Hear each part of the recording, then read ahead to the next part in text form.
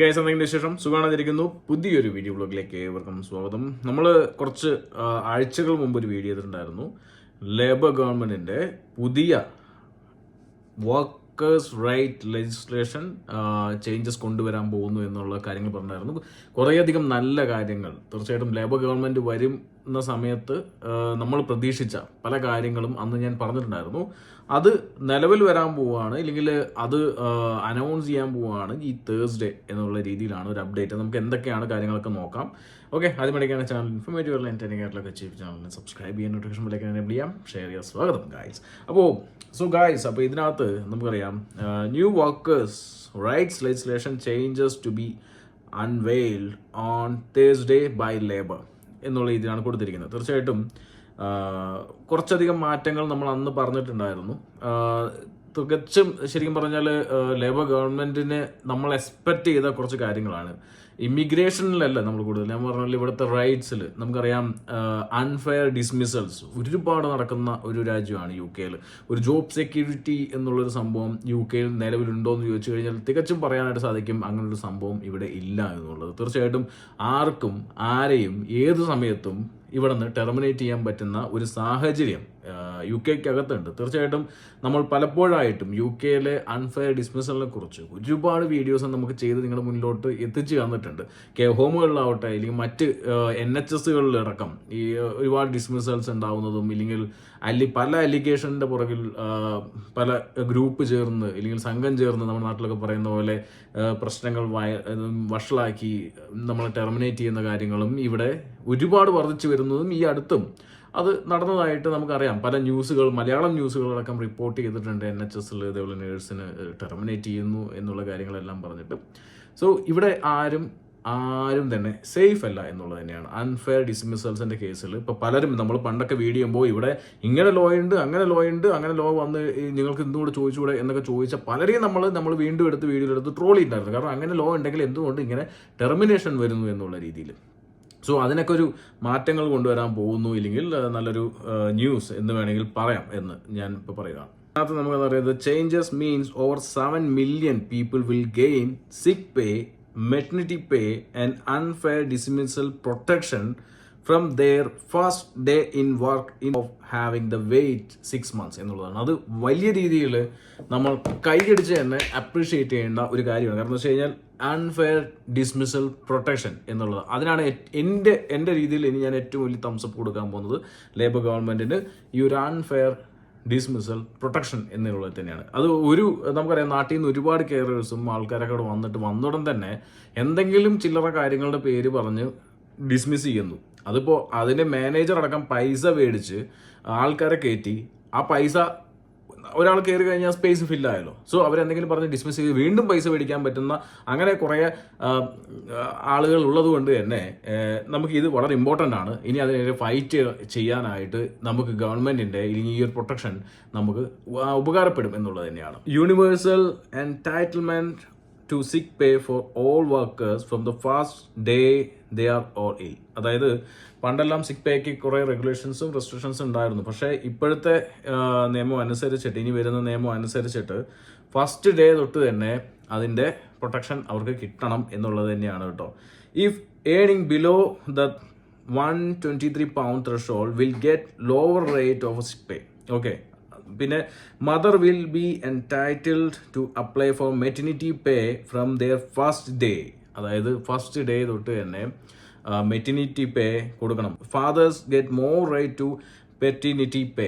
അതായത് കൂടുതൽ റൈറ്റ്സും കാര്യങ്ങളൊക്കെ കൊണ്ടുവരുന്നു പെറ്റർനിറ്റി. കാരണം നമുക്കറിയാം ഇവിടെ എല്ലാവർക്കും തന്നെ അതൊക്കെ വളരെ ഉപകാരപ്പെടുന്ന ഇല്ലെങ്കിൽ നമ്മൾക്കത് വരവേൽക്കേണ്ട ഒരു ന്യൂസ് തന്നെയാണ് ഇപ്പോൾ വന്നുകൊണ്ടിരിക്കുന്നത്. ലേബർ ഗവൺമെന്റ് വന്നിട്ട് ഇമിഗ്രേഷന്റെ കേസിൽ നമുക്കറിയാം തിരിച്ചടികളാണെങ്കിലും ഇപ്പോൾ ഇവിടെ വർക്ക് ചെയ്യുന്നവരുടെ കേസിൽ അതൊക്കെ ഒരു സന്തോഷ വാർത്ത, ഒരു ഹാപ്പി ന്യൂസുകളാണ് എന്നുള്ളതാണ് പറയേണ്ടത് കേട്ടോ.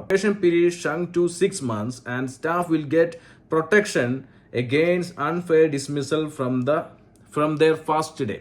സോ അത് അടിപൊളി എന്ന് വേണമെങ്കിൽ പറയാം. 12 മാസം എന്നുള്ള പ്രൊബേഷൻ പീരീഡൊക്കെ കുറച്ച് 6 മാസത്തിലേക്ക് ആക്കുകയും ഫസ്റ്റ് ഡേ തൊട്ട് തന്നെ അൺഫെയർ ഡിസ്മിസലിന്റെ പ്രൊട്ടക്ഷൻ കിട്ടുകയും ചെയ്യുമ്പോൾ അതൊരു വലിയൊരു കാര്യമാണ്. ഒരു ചരിത്രപരമായ തീരുമാനം തന്നെയാണ് ലേബർ ഗവൺമെന്റ്. ഇപ്പോഴാണ് ശരിക്കും ലേബർ പാർട്ടി ലേബർ പാർട്ടിയായത് എന്ന് വേണമെങ്കിൽ നമുക്ക് പറയാം. ഈ ഒരു കാര്യത്തിലൊക്കെ ഞാൻ ലേബർ പാർട്ടിയെ വലിയ രീതിയിൽ എനിക്ക് ഭയങ്കര താല്പര്യമുള്ള, കാരണം ലേബർ പാർട്ടി വന്നു കഴിഞ്ഞാൽ കുറച്ച് പ്രതീക്ഷയുള്ള മേഖല ഇതൊക്കെ തന്നെയായിരുന്നു കേട്ടോ. അതുപോലെ the power to sack unsatisfactory workers during probation period will remain without a full performance management process. അത് പുതിയ ഒരു കാര്യം അതിനകത്ത് കൊണ്ടുവന്നിട്ടുണ്ട്. യെസ്, അത് അത്യാവശ്യമാണ്, അതും അത്യാവശ്യമാണ്. Advisory for disconnect for employees, okay, അതും കാര്യങ്ങളെല്ലാം ഉണ്ട്. നമുക്കിവിടെ ടൈമിൻ്റെ ന്യൂസിൽ ആണ് ഇതൊക്കെ റിപ്പോർട്ട് ചെയ്തിരിക്കുന്നത്. മാത്രമല്ല ഈ ന്യൂസ് റിപ്പോർട്ട് ചെയ്തിരിക്കുന്നത് നമുക്കറിയാം ഡെയിലി മെയിൽ തൊട്ട് പല ന്യൂസുകളും റിപ്പോർട്ട് ചെയ്തിട്ടുണ്ട്. ഇത് ശരിക്കും നമ്മൾ ആരും വീഡിയോ ചെയ്ത് കണ്ടിട്ടില്ല. തീർച്ചയായിട്ടും വർക്കേഴ്സിൻ്റെ റൈറ്റ്സ് അത് തീർച്ചയായിട്ടും വളരെ ഇമ്പോർട്ടൻ്റ് ആയിട്ട് ചർച്ചയാക്കേണ്ട ഒരു കാര്യമാണ്. ഇത്രയും വലിയ രാജ്യത്ത് ഒരുപാട് ആളുകൾ പുറത്തുനിന്ന് വന്ന് പണിയെടുക്കുമ്പോൾ അൺഫെയർ ഡിസ്മിസലും ലക്ഷങ്ങൾ കൊടുത്ത് വന്ന് പണിയെടുക്കുമ്പോൾ അൺഫെയർ ഡിസ്മിസലൊക്കെ ഉണ്ടാകുമ്പോൾ അതിനുവേണ്ടി ഞങ്ങൾ നമ്മുടെ സൈഡിൽ നിന്ന് ഒരു വലിയൊരു പെറ്റീഷനൊക്കെ മൂവ് ചെയ്തിട്ടുണ്ടായിരുന്നു. 60 days എന്നുള്ള ആ ഒരു പീരീഡ് അൺഫെയർ ഡിസ്മിസൽ ഉണ്ടായി കഴിഞ്ഞു കഴിഞ്ഞാൽ അത് ഒരു 1 yearലേക്ക് എക്സ്റ്റെൻഡ് ചെയ്യണമെന്ന് പറഞ്ഞു. പക്ഷേ പുതിയ ഗവൺമെന്റ് വന്നു പോയി, നമ്മൾ 10,000 സൈൻ ഒപ്പിച്ചു മാക്സിമം കടിച്ചു പിടിച്ചിട്ട്. പക്ഷേ എന്ത് പറ്റി, അത് ചർച്ചയായില്ല. തീർച്ചയായിട്ടും ഇനിയും നമുക്ക് അതേപോലെ ഒരു സംഭവം കൊണ്ടുവരേണ്ടതായിട്ടുണ്ട്. അത് അത്യാവശ്യമാണെന്നുള്ളതും നമ്മൾ ആലോചിക്കേണ്ട കേസും കൂടിയാണ്. ലേബർ ഗവൺമെന്റ് മുമ്പിൽ അതെടുത്ത് വെക്കേണ്ടതും കൂടിയാണെന്നുള്ളത് നമുക്ക് നോക്കാം എന്നുള്ളതും കൂടിയാണ്. കാരണം മൈഗ്രേഷൻ ഇഷ്യൂ ആയതുകൊണ്ട് ഇല്ലെങ്കിൽ ഇമിഗ്രേഷൻ ഇഷ്യൂ ആയതുകൊണ്ട് തന്നെ അതൊക്കെ എങ്ങനെ ഡീൽ ചെയ്യുന്നത് നമുക്ക് അറിഞ്ഞൂടാ. എങ്കിലും ട്രൈ ചെയ്യേണ്ടത് നമ്മുടെ ചുമതലയാണ്. വരുന്ന ദിവസങ്ങളിൽ ഒരു പെറ്റീഷൻ കൂടി നിങ്ങളുടെ മുന്നിലോട്ട് നമ്മൾ കൊണ്ടുവരുന്നതായിരിക്കും. At present most people are not allowed to claim sick pay until the 4th day of their illness എന്നുള്ള രീതിയിൽ കൊടുത്തിട്ടുണ്ട്. സോ അങ്ങനെ അതിലാണ് മാറ്റം വന്നിരിക്കുന്നത് സിക്ക് പേയുടെ കേസിൽ. ഇനി മറ്റൊരു കാര്യം എന്ന് വെച്ച് കഴിഞ്ഞാൽ തീർച്ചയായിട്ടും recruitment freeze will break the NHS more says workers എന്നുള്ള രീതിയിൽ പറയുന്നുണ്ട്. തീർച്ചയായിട്ടും റിക്രൂട്ട്മെന്റ് ഫ്രീസ് വലിയ രീതിയിൽ ഇപ്പോൾ ഉണ്ടായിട്ടുണ്ട്. ഓക്കെ, കാരണം നമ്മൾ ഇപ്പോൾ കുറച്ച് മാസങ്ങളായിട്ട് UK NHS മേഖലയിലേക്ക് ഒരു റിക്രൂട്ട്മെന്റുകൾ നടക്കുന്നില്ല എന്നുള്ളതാണ് നമ്മൾ അറിയാനായിട്ട് സാധിച്ചില്ല, ഇല്ലെങ്കിൽ അറിയുന്നത് എന്ന് വേണമെങ്കിൽ പറയാം.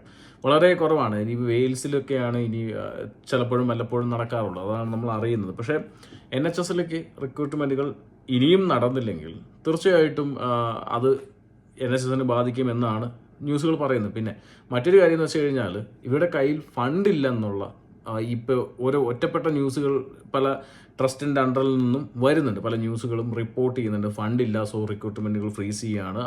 അതായത് ഇൻസൈഡ് റിക്രൂട്ട്മെൻറ്റുകൾ മാത്രമേ ഉണ്ടാവുള്ളൂ, ഔട്ട്സൈഡ് റിക്രൂട്ട്മെൻറ്റ്സ് ഉണ്ടാവില്ല എന്നുള്ളത്. പലരും ചോദിക്കുന്ന ചോദ്യമാണ് എന്നുണ്ടാവും എന്നുള്ളതാണ്. എന്നുണ്ടാവും എന്നുള്ളൊരു ചോദ്യം തന്നെയായിട്ട് തുടരുകയാണ്. തീർച്ചയായിട്ടും വൈകാതെ തന്നെ അത് റീസ്റ്റാർട്ട് ചെയ്യും എന്ന് പലരുടെയും പറയുന്നുണ്ടെങ്കിലും അൺഒഫീഷ്യൽ ആയിട്ടുള്ള ഇൻഫർമേഷൻസ് ആണ് അതൊക്കെ വരുന്നത്. സോ അതുകൊണ്ട് തന്നെ നമുക്കത് നിങ്ങൾക്ക് തന്ന് ഒരു എന്താ പറയുക മറ്റൊരു സ്വപ്നം കൂടി കാണിക്കാനുള്ള ആ ഒരു പ്ലാൻ ഇല്ലാത്തതുകൊണ്ട് തന്നെ റിക്രൂട്ട്മെൻറ്റുകൾ ഇപ്പോൾ തൽക്കാലത്തേക്ക് ഉണ്ടാവില്ല എന്ന് പറയാനാണ് എനിക്ക് താല്പര്യം. കാരണം എന്ന് വെച്ച് കഴിഞ്ഞാൽ ഇപ്പോൾ ഉള്ള സിറ്റുവേഷൻസൊക്കെ വെച്ചിട്ട് ഈ NHS ട്രസ്റ്റ് കുറച്ച് എന്താ പറയുക ഫണ്ടില്ലാതെ ഷോർട്ടേജ് കൊണ്ട് ആകെ വാടിത്തളർന്നിരിക്കുന്ന സാഹചര്യത്തിലാണ്. അതുമാത്രമല്ല ഡേ ടു ഡേ NHS വഷളായിക്കൊണ്ടിരിക്കുന്നു എന്നുള്ളതാണ്. അതായത് എന്താ പറയുക അപ്പോയിൻമെൻറ്റ്സുകളും ഇല്ലെങ്കിൽ വലിയ തടസ്സങ്ങളും ഉണ്ടാവുന്നുണ്ട് എന്നുള്ള ഒരുപാട് ന്യൂസുകൾ ഇടയ്ക്കിടയ്ക്ക് ഡെയിലി ന്യൂസുകൾ വരുന്നുണ്ട്. NHSൻ്റെ പല കംപ്ലയിൻസും വരുന്നുണ്ട് എന്നുള്ളത് തന്നെയാണ്. സോ അതുകൊണ്ട് തന്നെ അതൊക്കെ നമ്മുടെ ലേബർ ഗവൺമെൻറ്റിൻ്റെ 10 വർഷത്തെ പ്ലാൻ അനുസരിച്ചിട്ട് അതൊക്കെ കറക്റ്റ് ചെയ്ത ശേഷം മാത്രമായിരിക്കും ലേബർ ഗവൺമെൻറ്റിൻ്റെ റിക്രൂട്ട്മെൻറ്റുകൾ അതിനകത്തേക്ക് ഒരു ഇൻവെസ്റ്റ്മെൻറ്റ് അവർ ചെയ്യുന്നുണ്ട്, അതിനെ കുറച്ചും കൂടി ഹൈടെക് ആക്കാനായിട്ടും അതുപോലെ തന്നെ പുതിയ ഹോസ്പിറ്റലുകളും. സോ അങ്ങനെ വരുമ്പോൾ എന്തായാലും റിക്രൂട്ട്മെൻറ്റ് സ്റ്റാർട്ട് ചെയ്യാതെ ഇരിക്കില്ല. അപ്പോൾ അങ്ങനെ ഒരു അപ്ഡേറ്റ് വൈകാതെ തന്നെ നമുക്ക് പ്രതീക്ഷിക്കാം, അല്ലെങ്കിൽ നോക്കി ഇരിക്കാം എന്ന് മാത്രമേ ഉള്ളൂ. എന്തുണ്ടെങ്കിലും തീർച്ചയായിട്ടും അപ്ഡേറ്റുകൾ എന്താണെങ്കിലും നിങ്ങൾക്ക് നമ്മുടെ ചാനൽ ലഭിക്കും. സോ അതുകൊണ്ട് തന്നെ ചാനൽ സപ്പോർട്ട് ചെയ്ത് സബ്സ്ക്രൈബ് ചെയ്യാം, നോട്ടിഫിക്കേഷനിലേക്ക് എനേബിൾ ചെയ്യാം. അപ്പോൾ എനേബിൾ ചെയ്ത് കഴിഞ്ഞാലാണ് ഈ നോട്ടിഫിക്കേഷൻ കറക്റ്റായിട്ട് നിങ്ങളിലേക്ക് എത്തുള്ളൂ എന്നുള്ളതും കൂടിയാണ്. സോ NHSൽ ഇപ്പോൾ ന്യൂസുകൾ വരുന്നുണ്ട്, recruitment freeze will break the NHS എന്നുള്ള രീതിയിൽ. തീർച്ചയായിട്ടും ആ ന്യൂസുകൾ ഇനിയും വരും, ഡെയിലി ഇനി ന്യൂസുകൾ വരും. എനിവേ ചാനൽ ആദ്യമായിട്ടൊക്കെയാണെങ്കിൽ ഇൻഫോർമേറ്റീവ് ആയിട്ട് അപ്പോൾ സബ്സ്ക്രൈബ് ചെയ്യാൻ നോട്ടിഫിക്കേഷനിലേക്ക് എനേബിൾ. ബൈ.